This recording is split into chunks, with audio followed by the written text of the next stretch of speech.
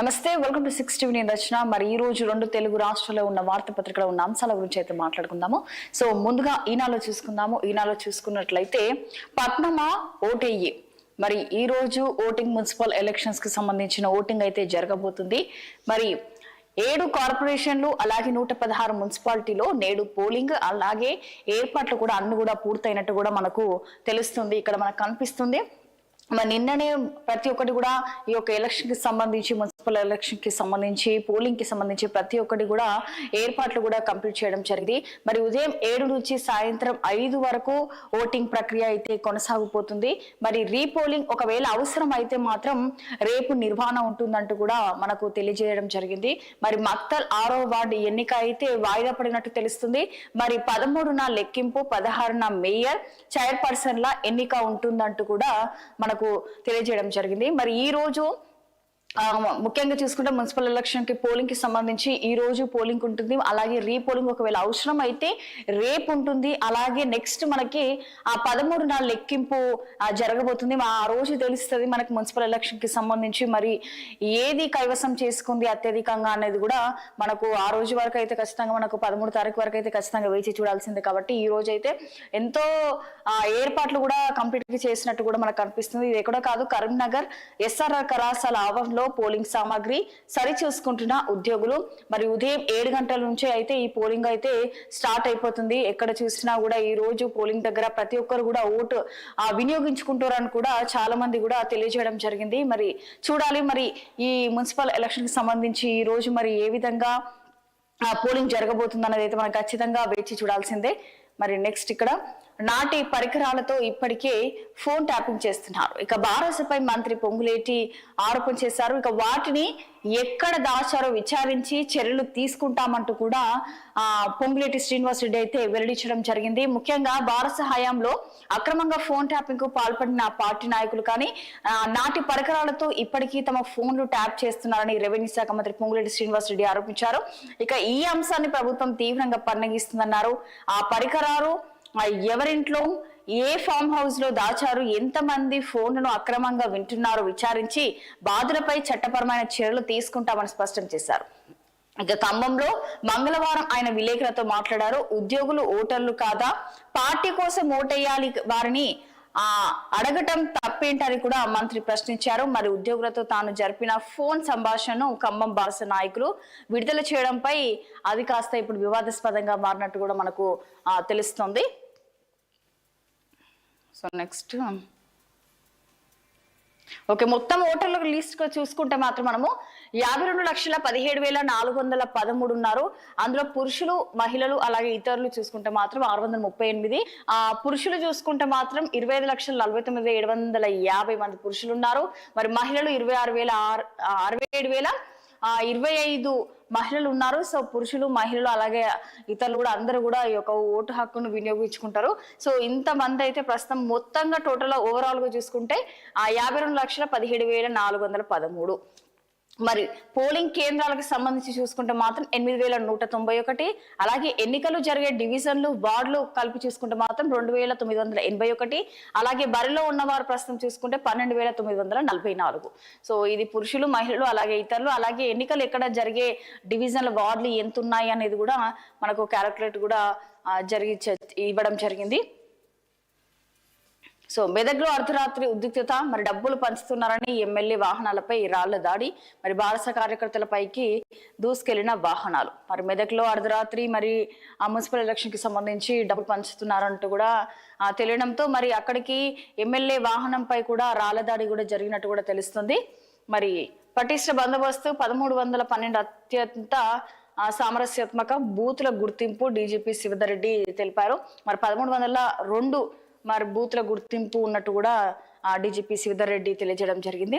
మరి కొడంగల్లో vote వేయనున్న CM మరి సాయంత్రం ఢిల్లీకి పార్టీ అగ్రనేతలతో కేంద్రంలో అలాగే కేంద్ర మంత్రులను కలిసే అవకాశం ఉంది. మరి ఈ రోజు కొడంగల్లో ఓటు వేయడానికి కూడా తెలంగాణ సీఎం రేవంత్ రెడ్డి వెళ్తున్నారు. ఆ తర్వాత ఢిల్లీకి కూడా సాయంత్రం వెళ్ళనున్నట్టు కూడా తెలుస్తుంది. అలాగే పార్టీ అగ్రనేతలను అలాగే కేంద్ర మంత్రులు ప్రతి ఒక్కరిని కూడా కలిసే అవకాశం ఉన్నట్టు కూడా తెలుస్తుంది. 2027 మార్చి 31 వరకు మార్పులొద్దు, రెవెన్యూ సరిహద్దుల మార్పుపై కేంద్రం ఆంక్షలు. జనాభా లెక్కల సేకరణ విభాగం ఆదేశాలు. మొదటి దశలో ఏప్రిల్ చివరి నుంచి కట్టడాలు లెక్కింపు జరుగుతుందంటూ కూడా మనకు తెలియజేయడం జరిగింది. మరి ఇక్కడ ఏపీ కృష్ణ జలాల వాడకంపై KRMBకి మరి ఈఎన్సీ రాసిన లేఖను చూపుతున్న హరీష్ రావు. మరి ఎపెక్స్ కౌన్సిల్ సమావేశానికి సీఎం ఎందుకు డిమాండ్ చేయరు? మరి ఈ యొక్క కృష్ణా జలాలు 664 TMCలను ఏపీ తీసుకుపోయింది. మరి రాష్ట్ర హక్కుల కోసం ప్రత్యక్షంగా పోరాటం చేస్తామంటూ కూడా మాజీ మంత్రి హరీష్ రావు చేసిన వ్యాఖ్యలు.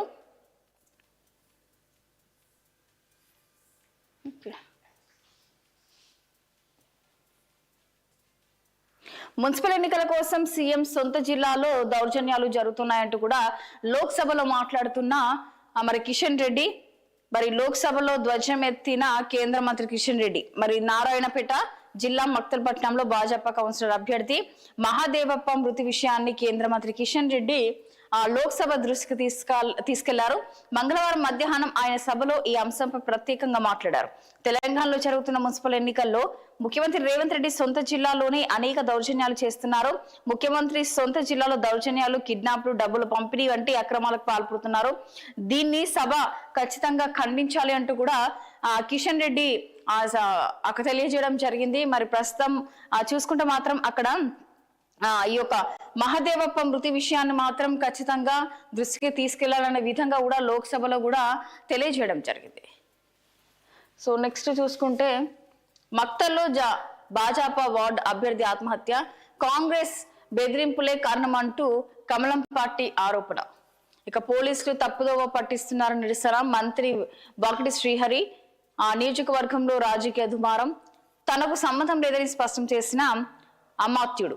మృతి కుటుంబానికి భాజపా 10 లక్షల సాయం అయితే అందినిచ్చినట్టు కూడా మనకు తెలుస్తుంది.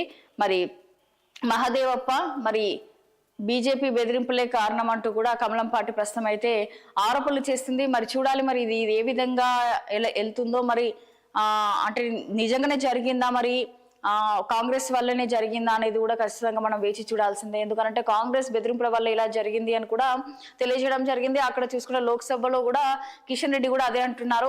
మరి రేవంత్ రెడ్డి దౌర్జన్యాలు, కిడ్నాప్లు, పైసలు పంచడం ఇలాంటివి సొంతూరులో చేస్తున్నారు అంటూ కూడా మరి కిషన్ రెడ్డి చేసిన వ్యాఖ్యలను చెప్పుకోవచ్చు. చూడాలి మరి ఇది ఏ విధంగా ఇంకా ముందుకు వెళ్తుంది అనేది. అయితే ప్రస్తుతానికైతే మృతుడి కుటుంబానికైతే భాజపా అయితే 10 లక్షల సాయం అయితే అందించింది.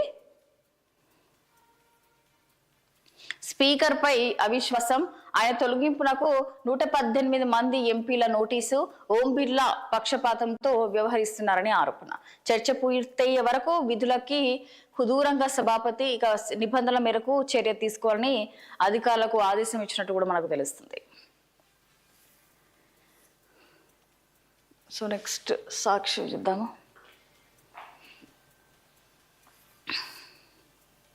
ఓకే, శివ ఇదేం దారుణం. సో శ్రీశైలంలో అయితే చంద్రబాబు సర్కార్ ఘోర వైఫల్యం. మరి అక్కడికి శివభక్తులు దర్శనం కోసం వెళ్ళారు. దాదాపుగా చాలాసేపు కూడా అక్కడ దర్శనం కోసం క్యూ లైన్లో గంటల తరబడి వెయిట్ చేయడం జరిగింది. మరి వెయిట్ చేసిన చాలా సేపటికి కూడా నిర్వాహకనకు అక్కడ ఆ టెంపుల్కి సంబంధించిన అవ్వచ్చు, అక్కడ నిర్లక్ష్యం అవ్వచ్చు, అక్కడ లేటు చేయడం వల్ల స్వాములు అంటే దీక్షలో ఉంటారు, అలాగే ఉపవాసాల్లో ఉంటారు కాబట్టి అప్పటికి చాలాసేపు క్యూ లైన్లో వేచి ఉన్నాము అని కూడా తెలియజేయడం జరిగింది. అయినా కూడా ఒకటేసారి దర్శనం కోసం గేట్లు ఓపెన్ చేసేసరికి ఒక్కసారి వరకు అందరు స్వాములు ఒకటేసారి వెళ్ళిపోయేసరికి అక్కడ పోలీసులు కూడా స్వామి వాళ్ళ పైన లాఠీ చార్జ్ చేశారు. సో ఇటు చూస్తే స్వామి దీక్ష వాళ్ళు కూడా కరెక్టే, ఇటు చూస్తే పోలీస్ వాళ్ళు చేసింది కూడా కరెక్టే. ఎందుకనంటే స్వామి వాళ్ళు దీక్షలో ఉండి అంతసేపు గంటల తరబడి నిల్చున్నారు కాబట్టి దర్శనం కోసం. సో వాళ్ళ తప్పు లేదు. ఇటు పోలీస్ వాళ్ళు ఒకటేసారి వచ్చేసరికి అక్కడ ఏం చేయాలో తోచగా మేబీ లాఠీ చార్జ్ చేసినట్టు అనిపిస్తుంది. మరి ఇది ఏ విధంగా నిర్లక్ష్యం జరిగింది అంటే అక్కడ ఉన్న టెంపుల్ కి సంబంధించిన నిర్వాహకులది తప్పు వల్లనే ఇలా జరిగింది. మరి అంతసేపు క్యూ లైన్ లో నిలబడేది కాకపోయి ఉంటే మేబీ ఇలా లాటరీ ఛార్జ్ అయ్యేది కాదేమో. సో ప్రస్తుతం అయితే ఆ లాటరీ ఛార్జ్ కి సంబంధించి మరి శ్రీశైలంలో జరిగింది కాబట్టి చంద్రబాబు సర్కార్ ఘోర వైఫల్యం అయినట్టు కూడా తెలుస్తుంది. మరి కనీస సదుపాయాలు కల్పించక భక్తులపై లాఠీ చార్జ్ అయినా ఇంత దుర్మార్గమా అంటూ కూడా శివస్వాములు ప్రస్తుతం అయితే ఆగ్రహం వ్యక్తం చేస్తున్న పరిస్థితి మనం చూస్తున్నాం. మరి సరైన ప్రణాళిక లేక క్యూ లైన్లలో తొక్కిసలాట జరిగింది. మరి రక్షించు శివ అంటూ కూడా భక్తులు ఆరాధనలు చేస్తున్నారు. మరి గతంలో ఎన్నడూ చూడలేదంటున్న ధార్మిక సంఘాలు, సీఎం డిప్యూటీ సీఎం బాధ్యత వహించాలంటున్న భక్తులు. తిరుపతి, సింహాచలం, కాశీబుగ్గ తరహాలోని తొక్కిసలాట జరిగింది. అదృష్టవశాత్తు తప్పిన ప్రమాదం. సో అంతమంది తొక్కిసలాటలో జరిగినా కూడా ఖచ్చితంగా మాత్రం ప్రమాదం అయితే జరగలేదు. అది అదృష్టంగా భావించవచ్చు అని కూడా చెప్పుకోవచ్చు. సో ఇప్పటివరకు చూసుకుంటే మాత్రం శివస్వాముల పైన లాటరీ ఛార్జ్ జరిగింది అంటే ఇది మొదటిసారి అనుకోవచ్చు. అంటే శ్రీశైలంలో మరి చూడాలి. మరి వరుస ఘటనలు జరుగుతున్న బాబు సర్కార్ నిర్లక్ష్యం, మరి ఇక భక్తుల మనోభావాలు దెబ్బతీస్తున్న తిరుమల ప్రసాదం పైన నిరాధార ఆరోపణలు. అందుకే బాబు గారికి భక్తిపై భక్తులకు సందేహాలు. పుణ్యక్షేత్రాల నిర్మాణే చేత కావడం లేదంటే కనీస అడ్మినిస్ట్రేషన్ తెలియడం లేదనుకోవాలి. ఎల్లో మీడియా ప్రచారం చేస్తున్న సమర్థవంతమైన పరిపాలన అంటే ఇదేనా అంటూ కూడా ప్రశ్నిస్తున్నారు అక్కడ విశ్లేషకులు. సో శివభక్తులపై లాఠీ చార్జ్ దుర్మార్గం అంటూ కూడా మరి వైఎస్ జగన్మోహన్ రెడ్డి మాట్లాడిన వ్యాఖ్యలను చెప్పుకోవచ్చు. భక్తులకు కనీస ఏర్పాట్లు చేయడంలో టీడీపీ సర్కార్ విఫలమైంది. సనాతన ధర్మం గురించి మాట్లాడే చంద్రబాబు అవ్వచ్చు, అలాగే పవన్ కళ్యాణ్ అవ్వచ్చు, మరి మౌనం వహిస్తే బాధ్యత ఎవరు తీసుకుంటారంటూ కూడా అని ప్రజలు ప్రశ్నిస్తున్నారు అంటూ కూడా వైఎస్ జగన్మోహన్ రెడ్డి తెలియజేయడం జరిగింది. మరి బాబు సర్కారును నిలదీసిన వైఎస్ఆర్సీపీ అధ్యక్షుడు వైఎస్ జగన్మోహన్ రెడ్డి.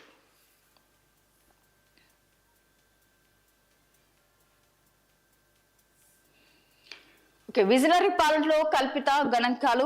మరి పన్ను ఆదాయాల వృద్ధిలో దేశంలో 22వ స్థానంలో ఏపీ ఉంది. మరి చట్ట చివరి నుంచి 2వ స్థానంలో మన రాష్ట్రం. 2024 నుంచి 25, 25 నుంచి 26లో దేశం కంటే రాష్ట్ర వృద్ధి రేటు ఎక్కువగా ఉందంటూ కూడా చంద్రబాబు ప్రచారం చేస్తున్నారు. మరి 2 ఏళ్లలో సగటు వార్షిక వృద్ధి రేటు 11.9%గా చూపిస్తున్న చంద్రబాబు సర్కార్. కానీ 2 ఏళ్లలో కేంద్ర ప్రభుత్వం స్థూల పన్నుల ఆదాయాలు 9.64 పెరిగితే రాష్ట్ర పన్నుల ఆదాయం పెరిగింది మాత్రం చూసుకుంటే 1.97% మాత్రమే. మరి ఇది ప్రపంచంలో ఆర్థిక నిపుణులు అందరికీ ఆశ్చర్యం అనిపించక మానదు. ఇక అప్పులు, అవినీతి, రాజకీయ కక్ష సాధింపు చర్యలు, దుష్ప్రచారాల్లో రాష్ట్రాన్ని చంద్రబాబు మొదటి స్థానంలో నిలిపారంటూ కూడా వ్యంగ్య వ్యక్తులు అంటున్నట్టు కూడా మనకి ఇక్కడ తెలుస్తుంది.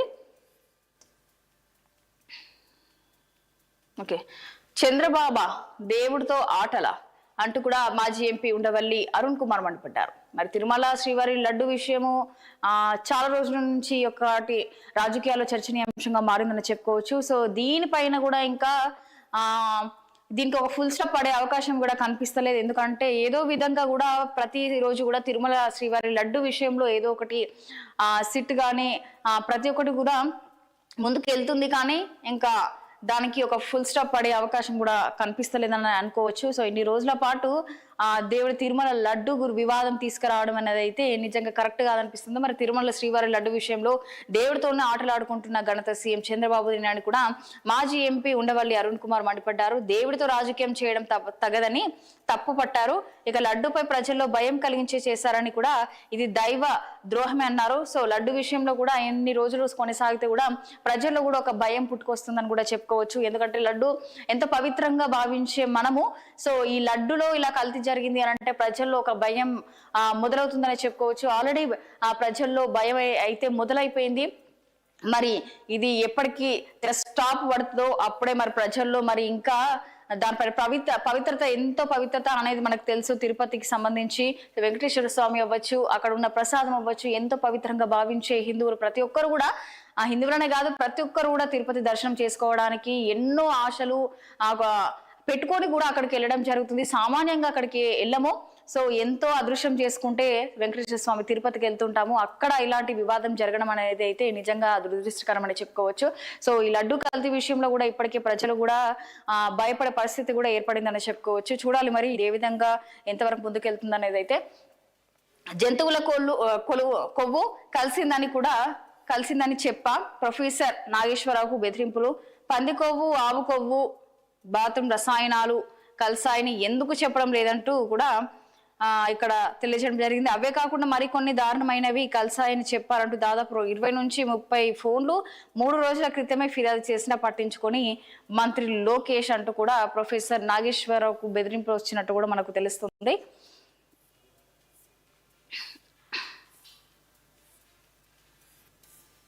సో నెక్స్ట్ ఏబిఎల్లోకి వెళ్ళిపోదాము.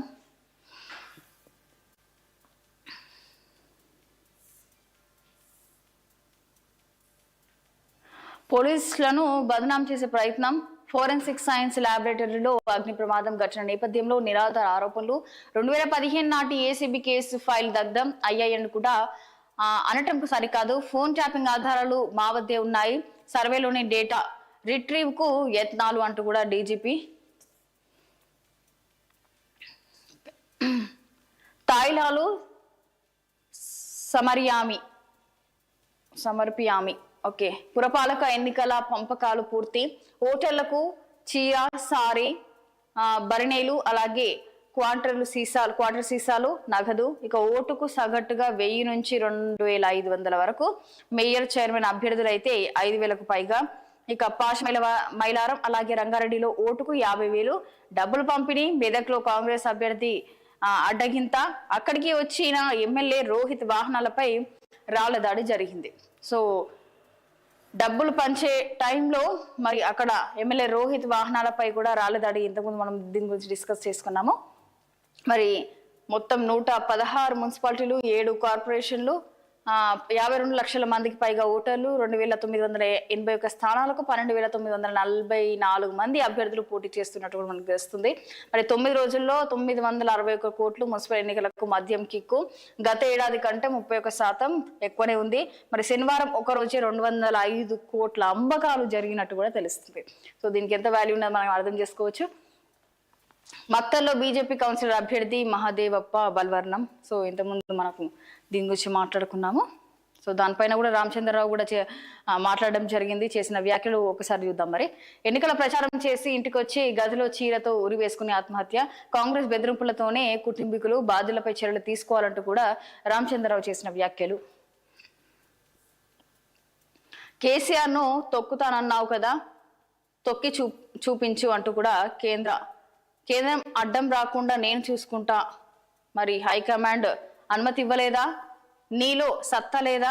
జైల్లో పెట్టడం చేత కాకపోతే రాజీనామా చేయి. సీఎం రేవంత్ కు కేంద్ర మంత్రి కిషన్ రెడ్డి సవాల్ విసిరారు. నేను ఎవరికి దత్తపుత్రుని కాదు, నా పేరు మార్చి పిలవడం రేవంత్ దిగజారుతుతనం. ఇక మజిల్స్ పేరు చెబితే కాంగ్రెస్ ప్యాంట్లు తడుస్తాయి. బీఆర్ఎస్ కు భవిష్యత్తు లేదని ప్రజలు గ్రహించారు. మున్సిపల్ పోల్స్ కు ప్రజలు బీజేపీ వైపు చూస్తున్నారు. బీజేపీ అభ్యర్థుల కుటుంబ సభ్యుల్ని బెదిరిస్తున్నారు. విలేకరుల సమావేశంలో కేంద్ర మంత్రి చేసిన వ్యాఖ్యలు. సో ఫోన్ ట్యాపింగ్ గురించి ఇంతకుముందు మనం మాట్లాడుకుందాం. బీఆర్ఎస్ నేతలు ట్యాపింగ్ ఆపలేదంటూ కూడా. ఏసీపీ వలలో ఎస్ఐ మరి 50,000 లంచం తీసుకుంటూ పట్టుబడిన మాదాపూర్ ఎస్ఐ వినయ్, అలాగే ఓ కేసులో సహకరించేందుకు 1,00,000 డిమాండ్. తొలుత 50,000, తర్వాత మిగతా సొమ్ము ఇచ్చే ఒప్పందం చేసుకున్నాడు. బాధితుల ఫిర్యాదు రెడ్ హ్యాండెడ్ గా పట్టుకున్న ఏసీబీ అధికారులు 2 నెలల క్రితం ఇదే పిఎస్ లో లంచం తీసుకుంటూ ఓ ఎస్ఐ అరెస్ట్ అయ్యాడు. సో ప్రస్తుతం అలా ఇంకో ఎస్ఐ మరి ఇలా 50,000 లంచం తీసుకుంటూ అయితే ప్రస్తుతం అయితే రెడ్ హ్యాండెడ్ గా ఏసీబీ వాళ్ళకైతే పట్టుబడినట్టు కూడా మనకు తెలుస్తుంది. సో అమెరికా పప్పులు ఉడుకుతున్నాయి. అగ్రరాజ్యం పప్పు ధాన్యాలపై భారత్ లో 0 ట్యాక్స్. అన్ని రకాల పారిశ్రామిక ఉత్పత్తులపైన కూడా, కొన్నిటిపై మాత్రం సుంకాలు తగ్గింపు. గూగుల్, అమెజాన్ తదితర ఐటీ కంపెనీలపై విధిస్తున్న డిజిటల్ సర్వీసెస్ పన్ను రద్దు. వాణిజ్య ఒప్పందంపై వైట్ హౌస్ ఫ్యాక్ట్ షీట్. మరి వాణిజ్య ఒప్పందంలో భాగంగా భారత్ సుంకాలు తగ్గించి అమెరికా వ్యవసాయ ఉత్పత్తుల జాబితాలో కొన్ని రకాల పప్పులు కూడా ఉన్నట్లు వెల్లడైంది. వాణిజ్య ఒప్పందంపై తాజాగా అమెరికా విడుదల చేసిన వాస్తవాల పత్రం లో మాత్రం ఈ విషయం పేర్కొంది. ఈ నెల 6న విడుదల చేసిన సంయుక్త ప్రకటనలో ఈ పప్పు ధాన్యాల అంశం లేకపోవడం గమనార్హం. వాణిజ్య ఒప్పందానికి సంబంధించి అమెరికా అధ్యక్ష కార్యాలయం వైట్ హౌస్ అమెరికా భారత్ చారిత్రాత్మక వాణిజ్యం ఒప్పందం పేరిట ఫ్యాక్ట్ షీట్ విడుదల చేసింది. ఇక అమెరికాకు చెందిన దాదాపు అన్ని రకాల పారిశ్రామిక ఉత్పత్తులపై భారత్ సుంకాలను తొలగిస్తుంది, కొన్నిటిపై సుంకాలను తగ్గిస్తుంది. అలాగే డిఎస్టీలోని వినియోగ అనంతరం కూడా మిగిలిన ధాన్యాల ఎర్రజొన్నలు, బాదం, అలాగే జీడిపప్పు వంటి టీనట్స్, కొన్ని రకాల పండ్లు కానీ, అలాగే సోయాబీన్ నూనె, అలాగే వైన్, పప్పుడు రకరకాల ఉత్పత్తులపైన కూడా సుంకాలను 0కు తగ్గిస్తుందంటూ కూడా అందులో పేర్కొనడం జరిగింది. ఇక 4.43 లక్షల కోట్ల రుణాలు అవసరం. వ్యవసాయం అనుబంధ రంగాలకు 1.54 లక్షల కోట్లు కావాలి. చిన్న పరిశ్రమలకు 2.4 లక్షల కోట్లు. 2026 నుంచి 27లో రాష్ట్ర రుణ సామర్థ్యంపై నాబార్డ్ అంచనా వేసినట్టు కూడా తెలుస్తుంది. అలాగే 2025 కంటే 26లో ఈ 1 ఇయర్లో చూసుకుంటే మాత్రం 15% అత్యధికం అనేది చెప్పుకోవచ్చు, పెరిగిందని చెప్పుకోవచ్చు.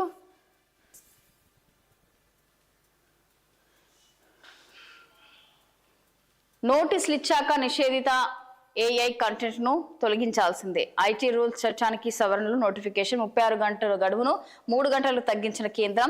పిల్లలపై దౌర్జన్యం, మహిళలపై వేధింపులు, తప్పుడు సమాచారం తదితర అంశాలపై వర్తింపు. ఏఐ కంటెంట్ పై హెచ్చరిక తప్పనిసరి. సాధారణ ఎడిటింగ్, విద్యా, డిజైన్ సంబంధిత అంశాలకు మినహాయింపు. ఈ నెల 20వ తేదీ నుంచి అమల్లోకి కొత్త నిబంధనలు రాబోతున్నట్టు కూడా మనకు తెలియజేయడం జరిగింది. సో నెక్స్ట్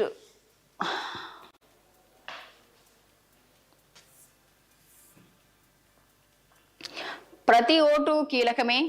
ఇక పోల్ మేనేజ్మెంట్ పకడ్బందీగా చేయాలి అంటూ కూడా సీఎం రేవంత్ రెడ్డి చెప్పడం జరిగింది. మేయర్, చైర్మన్ సీట్లు దక్కాలంటే ప్రతి వార్డు గానీ డివిజన్ కీలకం. మొత్తం కార్పొరేషన్లు అలాగే మెజారిటీ మున్సిపాలిటీలో కాంగ్రెస్ జెండా ఖచ్చితంగా ఎగరాలి. మంత్రులు, ఎమ్మెల్యేల ముఖ్య నేతలకైతే సీఎం రేవంత్ రెడ్డి చేసిన సూచనలు. మరి పోలింగ్ డే 7 కార్పొరేషన్ 116 మున్సిపాలిటీలకు నేడు ఎన్నికలు. మరి ఇది ఎక్కడ కాదు, నల్గొండలో పోలింగ్ సామాగ్రిని సరిచూసుకుంటున్న సిబ్బంది. మరి ఇక్కడ చూస్తున్నాము 40,000 మందికి పైగా సిబ్బంది విధుల్లో ఉన్నట్టు కూడా తెలుస్తుంది. గెలుపుపై ఎవరి ధీమా వారిదే. మరి చూడాలి. మరి ఇక్కడ చూసుకుంటే పోలింగ్ జరగనున్న వార్డులు కానీ, పోటీలో ఉన్న అభ్యర్థుల సంఖ్య, అలాగే పోలింగ్ కేంద్రాలు మొత్తం టోటల్గా చూసుకుంటే 52,17,413 మంది ఓటర్లు ఉన్నట్టు కూడా తెలుస్తుంది మనకి. ఓకే, వైజాగ్ మెట్రోకు కేంద్రం గ్రీన్ సిగ్నల్ ఇచ్చింది. మరి ఢిల్లీలో 7 కేంద్ర మంత్రులతో చంద్రబాబు భేటీ. నల్లమల సాగర్ లింక్ ప్రాజెక్టుకు అనుమతి కోసం విజ్ఞప్తి. వెంటనే గోదావరి ట్రిబ్యునల్ ఏర్పాటు చేయాలని వినతి. ఇక వైజాగ్ మెట్రో కేంద్ర ప్రభుత్వం గ్రీన్ సిగ్నల్ ఇచ్చినట్టు తెలుస్తుంది. ఈ విషయాన్ని ఏపీ సీఎం చంద్రబాబు అలాగే కేంద్ర మంత్రి మనోహర్ లాల్ స్వయంగా తెలియజేస్తారని కూడా విశ్వసనీయ వర్గాల సమాచారం. ఢిల్లీ పర్యటనలో భాగంగా మంగళవారం కేంద్ర మంత్రులు అమిత్ షా, నిర్మలా సీతారామన్ కు అలాగే కుమారస్వామి, సిఆర్ పాటిల్, అశ్విని వైష్ణవ్, శివరాజ్ సింగ్ చౌహాన్, అలాగే మనోహర్ లాల్ ఇతరులతో సీఎం చంద్రబాబు వేరువేరుగా సమావేశం అయ్యారన్నట్టు కూడా మనకు తెలుస్తుంది. సో ఇప్పటికే ఫోన్ ట్యాపింగ్ బీఆర్ఎస్ నేతలు చేస్తున్న అనుమానాలు ఉన్నాయంటూ కూడా ఓకే మంత్రి పొంగులేటి మాట్లాడుకున్నాం ఇంతకుముందు. సో పోలీసులను బదనాం చేస్తున్నారు. మరి ఎఫ్ఎస్ఎల్ అగ్ని ప్రమాదంపై అసత్య ప్రచారం చేస్తూ డీజీపీ శివధర్ రెడ్డి అన్నారు. మరి 2021లోనే కోర్టుకు ఓటుకు నోటు కేసు మెటీరియల్ అలాగే ఫోన్ ట్యాపింగ్ నివేదికలు ఇప్పటికే పూర్తయ్యాయి. ఘటనపై నిపుణులతో దర్యాప్తు చేయిస్తున్నాం. అలాగే సర్వర్ల బ్యాంకప్ రికవర్ చేస్తాం. అలాగే ఎన్నికలకు పకడ్బందీ బందోబస్తు ఏర్పాటు చేసినట్టు కూడా డీజీపీ శివధర్ రెడ్డి వెల్లడించడం జరిగింది. సో అడవిలో వదులుతామని 100 కోతుల ప్రాణం తీసిండ్రు. కోతులను పట్టిస్తానని సర్పంచ్ ఎన్నికల్లో హామీ ఇచ్చిన బీఆర్ఎస్ అభ్యర్థి. మరి బోన్లో చనిపోయిన కోతులు ఇక్కడ చూస్తున్నాం మనము. మరి ఇది ఎక్కడ కాదు, మరి తమిళనాడు నుంచి కోతులను పట్టే బృందాన్ని పిలిపించిన సర్పంచ్, బోన్లో బంధించిన సిబ్బంది, ఒకదానిపై ఒకటి దాడి చేసుకొని ప్రాణాలు విడిచిన మూగజీవులు. వరంగల్ జిల్లా నల్లపల్లిలో ఈ యొక్క ఘటన జరిగినట్టు కూడా మనకు తెలుస్తుంది. సో కోతులన్నీ ఇక్కడ ఒకటిపై ఒకటి దాడి చేసుకొని ఈ బోన్లో వేసిన తర్వాత ఒకటికొకటి దాడి చేసుకొని మూగజీవులు మరి ప్రాణాలు విడిచినట్టు కూడా మనకు తెలుస్తుంది.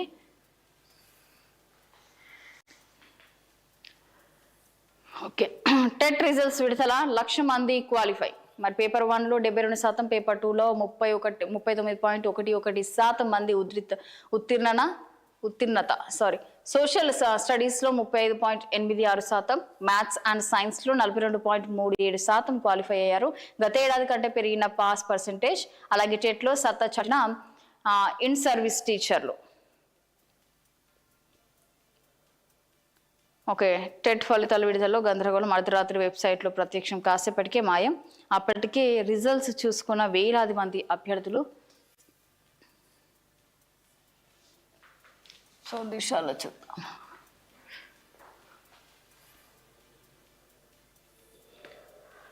లడ్డు కేసులో ఈడీ ఎంట్రీ ఇచ్చింది. మరి భారీ అక్రమాలు జరిగినట్లు సిటీ విచారణలో తేలడమే కారణం. మనీ లాండరింగ్ చట్టం కింద కేసు నమోదు.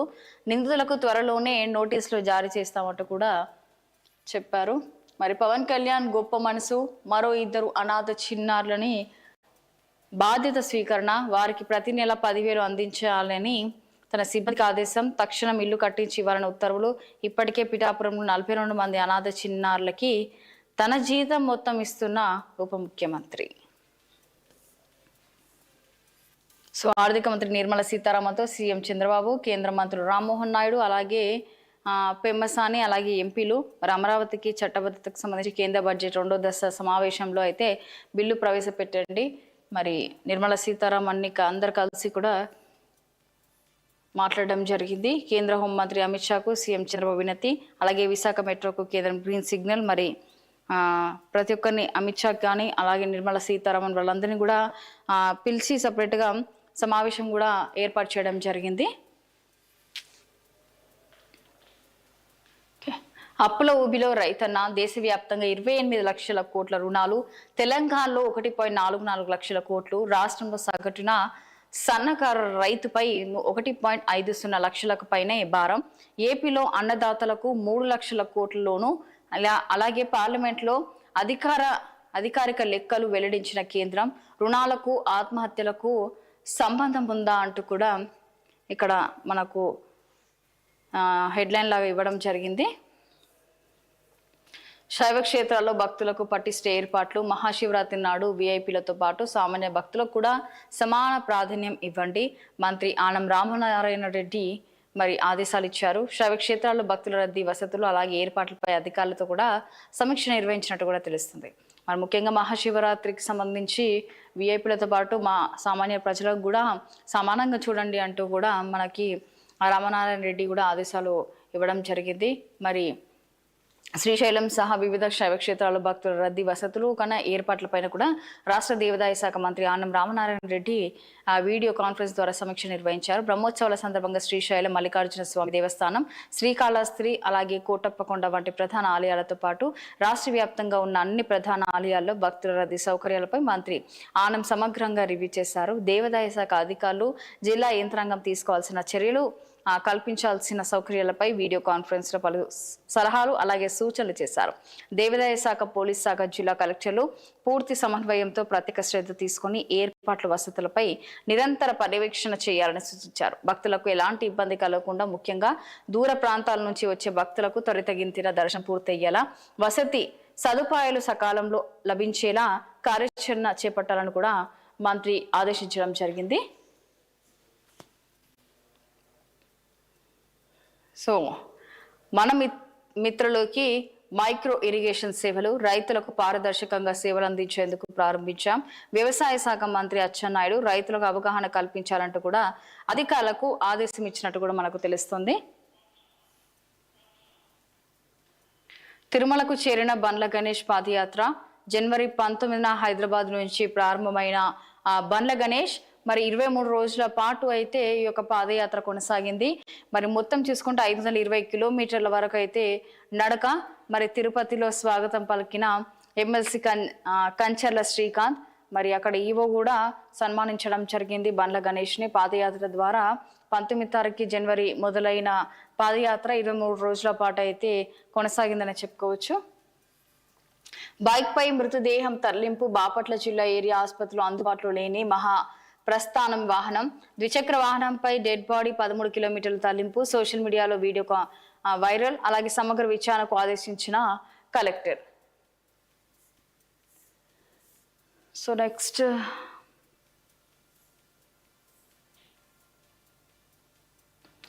ఏఐ కంటెంట్ పై కఠినం. ఒక్కసారి ట్యాగ్ చేర్చాక తొలగించడం అసాధ్యం. ఏఐ సృష్టించే మోసపూరిత, అక్రమ, అసభ్య కంటెంట్ కట్టడి చేయాలి.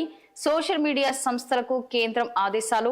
ప్రభుత్వం ఆదేశించిన 3 గంటల్లో సదరు కంటెంట్ తొలగించాలి. 20వ తేదీ నుంచి అమల్లోకి కొత్త రూల్స్ రానున్నట్టు కూడా మనకు తెలుస్తోంది.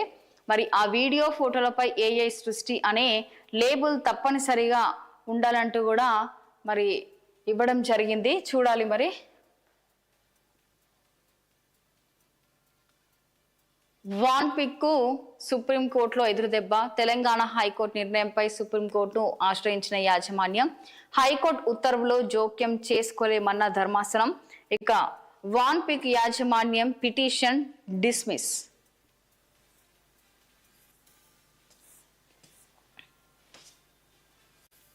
సో నేటి నుంచి అసెంబ్లీ మరి గవర్నర్ ప్రసంగంతో సమావేశాలు ప్రారంభం. 14వ వార్షిక బడ్జెట్ ప్రవేశపెట్టనున్న ఆర్థిక మంత్రి పయ్యవుల కేశవ్. సుమారు 3.50 లక్షల కోట్ల మేర బడ్జెట్ ఉండే అవకాశం. గవర్నర్ ప్రసంగానికి హాజరు కావాలని వైసీపీ నిర్ణయం. తిరుమల లడ్డు కల్తీ సహా పలు అంశాలను సభలో లేవనెత్తే అవకాశం. ఇక అసెంబ్లీ బడ్జెట్ సమావేశాలు బుధవారం ప్రారంభం కానున్నాయి. ఉదయం 10:05 ఉభయ సభలను ఉద్దేశించి గవర్నర్ అబ్దుల్ నజీర్ ప్రసంగించనున్నారు. అనంతరం స్పీకర్ అధ్యక్షతన బిజినెస్ అడ్వైజర్ కమిటీ సమావేశం జరగనుంది. అసెంబ్లీ సమావేశాల నిర్వహణ. అసెంబ్లీలో ప్రవేశపెట్టనున్న బిల్లు ఎన్ని రోజులు సభ నిర్వహించాలన్న అంశంపై బీఏసీలో చర్చిస్తారు. సుమారు 18 నుంచి 20 రోజుల పాటు అసెంబ్లీ సమావేశాలు నిర్వహించాలని ఏపీ ప్రభుత్వం భావిస్తుంది. ఆర్థిక మంత్రి పయ్యవుల కేశవ్ ఈ నెల 14వ తేదీన 2026 నుంచి 27 ఆర్థిక బడ్జెట్ ను ప్రవేశపెట్టనున్నారు. బడ్జెట్ పరిణామం సుమారు 3.50 లక్షల కోట్లు ఉండే అవకాశం ఉంది. గత 2 అసెంబ్లీ సమావేశాలకు హాజరు కాని వైసీపీ గవర్నర్ ప్రసంగానికి మాత్రం హాజరు కావాలని నిర్ణయించింది. మాజీ సీఎం జగన్ తో పాటు వైసీపీ ఎమ్మెల్యేలు అందరు గవర్నర్ ప్రసంగానికి హాజరు కావాలంటూ కూడా తెలియజేయడం జరిగింది.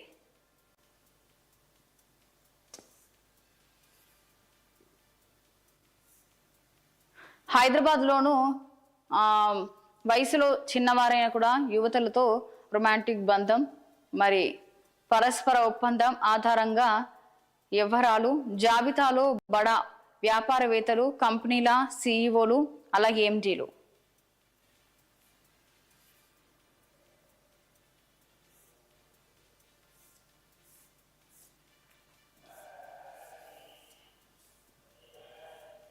సో నెక్స్ట్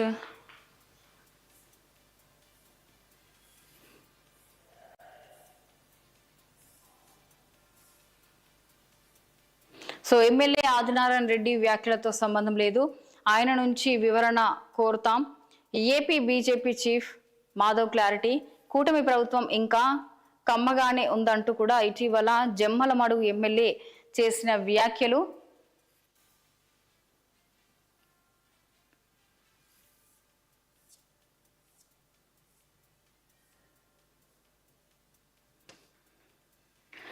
ఓకే, మరో 2 అనాథ చిన్నారులపై బాధ్యత స్వీకరణ. మరి వారికి ప్రతి నెల కూడా 10,000 అందించాలని తన సిబ్బందికి ఆదేశం. తక్షణం ఇల్లు కట్టించి ఇవ్వాలని ఉత్తర్వులు. మరి ప్రస్తుతం మాత్రం తన జీతంకి సంబంధించి ప్రతి ఒక్కటి కూడా పిల్లలకి ఇస్తున్నారు. మరి 42 మంది అనాథ చిన్నారులకు మాత్రం తన జీతం మొత్తం ఇస్తున్నట్టు కూడా ఉప ముఖ్యమంత్రి పవన్ కళ్యాణ్ అయితే తెలియజేయడం జరిగింది.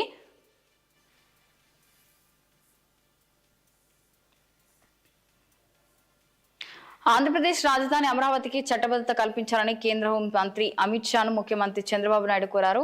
దీంతో పాటు వివిధ అంశాలపై రాష్ట్రానికి సహకారం అందించాలని కోరుతూ వినతి పత్రం అందజేశారు. ఢిల్లీ పర్యటనలో ఉన్న చంద్రబాబు మంగళవారం ఉదయం నుంచి బిజీగా గడిపారు. ఉదయం అమిత్ షాతో భేటీ అయ్యారు. ఇప్పటికే పార్లమెంట్ లో బిల్లు పెట్టాలని కేంద్రం నిర్ణయించిన నేపథ్యంలో బడ్జెట్ 2వ దశ సమావేశంలో బిల్లు పెట్టాలని అమిత్ షాను సీఎం కోరారు. ఇక దీంతో పాటు రాష్ట్రానికి చెందిన మరికొన్ని అంశాలపైన అమిత్ షాతో చర్చించారు.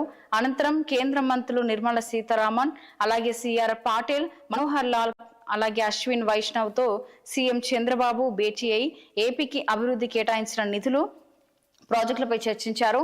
ఇక భేటీ అలాగే జల్ జీవన్ మిషన్ పథకానికి నిధులు, అలాగే తదితర అంశాలపై విజ్ఞప్తి చేశారు. పోలవరం నిర్మాణం పురోగతితో పాటు రాష్ట్రానికి చెందిన ఇతర ప్రాజెక్టుల అనుమతులు, ఆర్థిక సాయం పెండింగ్ లో ఉన్న అంశాలతో పాటు అంతర్రాష్ట్ర జల వివాదాలపై చర్చించారు. ఇక పోలవరం కుడి ఎడమ ప్రధాన కాలువల సామర్థ్యం పెంపు కారణంగా పెరిగిన వ్యయాన్ని ఇక్కడ ఫీజుకి చూసుకుంటే మాత్రము రియంబర్స్మెంట్ చేయాలని సీఎం కోరారు. పోలవరం ఫేజ్ 2కి ఆర్థిక సాయం అందించాలని విజ్ఞప్తి చేశారు. ఇందుకోసం 32,000 కోట్ల నిధులు అవసరమని చెప్పారు. గోదావరి వరద జలాలను వర్షభావ ప్రాంతాలకు తరలించే లక్ష్యంతో పోలవరం నల్లమల సాగర్ లింక్ ప్రాజెక్టు చేపడుతున్నట్లు తెలిపారు. ఏపీ ఒడిశా మధ్య ఉన్న వంశధార జల వివాదాలను పరిష్కరించాలని చంద్రబాబు కోరినట్టు కూడా మనకు స్పష్టమైంది ఇక్కడ.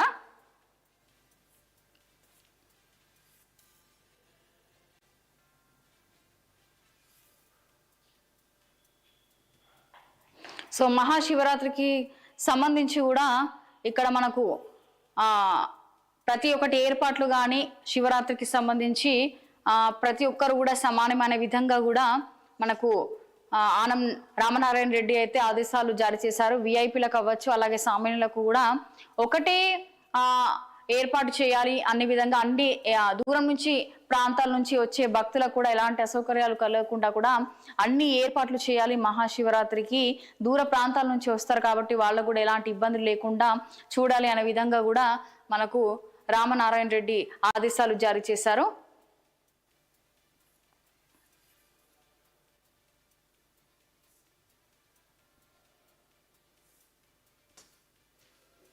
సో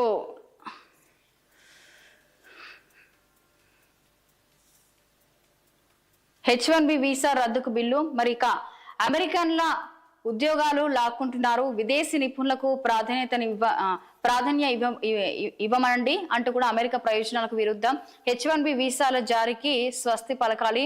ప్రతినిధుల సభలో బిల్లు ప్రవేశపెట్టిన రిపబ్లికన్ సభ్యుడు గ్రీగ్ అలాగే చట్టంగా మారితే భారతీయుల అమెరికా ఆశలు గల్లత్తే. సో చూసాం కదా, మరి ఈ రోజు అయితే ప్రస్తుతం చూసుకుంటే మున్సిపల్ ఎలక్షన్ కి సంబంధించి ఈ రోజు మొత్తము ఉదయం 7 గంటల నుంచి అయితే మున్సిపల్ ఎలక్షన్ కి సంబంధించి ఓటింగ్ అయితే జరగబోతుంది. మరి ప్రతి ఒక్కరు కూడా ఈ ఒక మున్సిపల్ ఎలక్షన్ కి సంబంధించి ఓటింగ్ ప్రతి ఒక్కరు కూడా వినియోగించుకోవాలి. ఎందుకంటే మున్సిపల్ ఎలక్షన్ కి సంబంధించి కూడా ప్రతి ఒక్కరు కూడా పకడ్బందీ ఏర్పాట్లు కూడా చేశారు. ఎక్కడ ఎలాంటి ఘటనలు జరగకుండా కూడా ప్రతి ఒక్క బూత్ దగ్గర కూడా ఏర్పాట్లు చేయడం జరిగింది. సో ఎంతో మంది మున్సిపల్ ఎలక్షన్ కి సంబంధించి ఓట్లు వేయడానికి కూడా సొంతూరులో కూడా వెళ్లే వాళ్ళు కూడా చాలా మంది ఉన్నారు. సో ఓటు హక్కు ఖచ్చితంగా వినియోగించుకోవాలంటూ కూడా తెలియజేయడం జరిగింది. సో చూసాం కదా, మరి ఈ రోజు 2 తెలుగు రాష్ట్రాల్లో ఉన్న వార్తాపత్రికలో ఉన్న అంశాల గురించి అయితే మాట్లాడుకున్నాము. సో మళ్ళీ రేపు కలుద్దాము. అప్పటి వరకు చూస్తూనే ఉండండి 6 టీవీ. సామాన్యుడి ఆరు ప్రాణం.